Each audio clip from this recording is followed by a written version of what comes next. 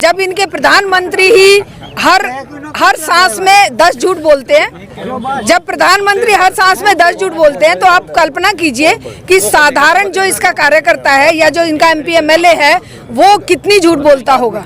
आज ये बीजेपी के कार्यकर्ता और बीजेपी के नेता मुंह छुपाते फिर रहे हैं। इनमें वो औकात और वो ताकत नहीं है जो सच्चाई के सामने ये मुखातिब हो सके। आज ये सरकार भी हिटलर की ही औलादे हैं। ये लोग शहीद आजम भगत सिंह को अपना आदर्श नहीं मानते, ये नेताजी को अपना आदर्श नहीं मानते, ये लोग हिटलर को अपना आदर्श मानते हैं। और किसान सच्चाई पर खड़ा है। मजदूर, किसान, महिला, छात्र एकता जो है आज अपनी हक की लड़ाई लड़ रहे हैं और जो रोटी खाने वाला इंसान है वो सब इनके साथ जुड़ा हुआ है। केवल वही लोग कुछ और खाने वाले होंगे शायद जो आज इनको बदनाम करने की बात करते हैं या इनके खिलाफ कोई और आवाज़ उठाते हैं।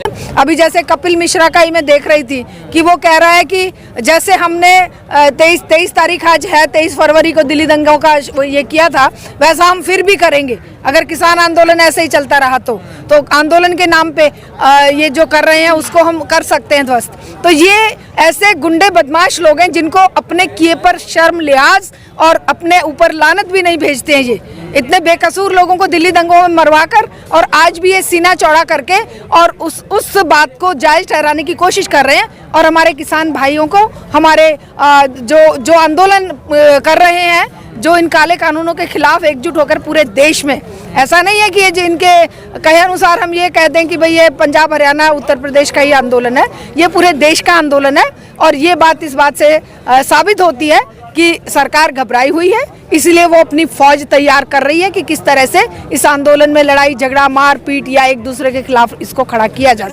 इस देश की महिलाओं ने भी बता दिया कि सरकार चाहे कितने भी काले कानून लेके आए, लेकिन सरकार इतनी आसानी से उन कानूनों को इस देश में लागू नहीं कर सकती है। तो अब ये जो आंदोलन यहाँ पर चल रहा है, इसको भी लगभग 100 दिन होने वाले हैं। 3 महीने पूरे हो जाएंगे कुछ दिन में और 26 तारीख को हो जाएंगे, 3 महीने पूरे हो जाएंगे। तो अब लेकिन ये जो आंदोलन है इसने भी बहुत बड़ी जीत हासिल की है।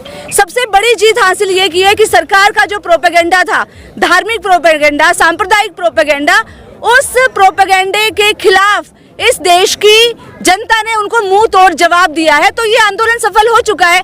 दूसरा, इस आंदोलन की सफलता का सबसे बड़ा पैमाना जो है वो ये है कि इस देश की सरकारों ने इस देश की जनता को और खासकर नौजवानों को नशे के गर्त में डाला हुआ था, अश्लील फिल्मों के गर्त में डाला हुआ था। लेकिन आज आप देखो हमारे छात्र नौजवान, आज जिस पंजाब को बदनाम किया जाता था कि पंजाब जो है उड़ रहा है नशे में, लेकिन आज आप देखो पंजाब के नौजवान आज भगत सिंह की बात कर रहे हैं, वो चंद्रशेखर आजाद की बात कर रहे हैं, नेताजी सुभाष चंद्र बोस की बात कर रहे हैं। तो आज हमारे देश की जो सांस्कृतिक रीढ़ इन लोगों ने तोड़ने की कोशिश की थी इतने सालों से, आज वो सांस्कृतिक रीढ़ मजबूत होती जा रही है।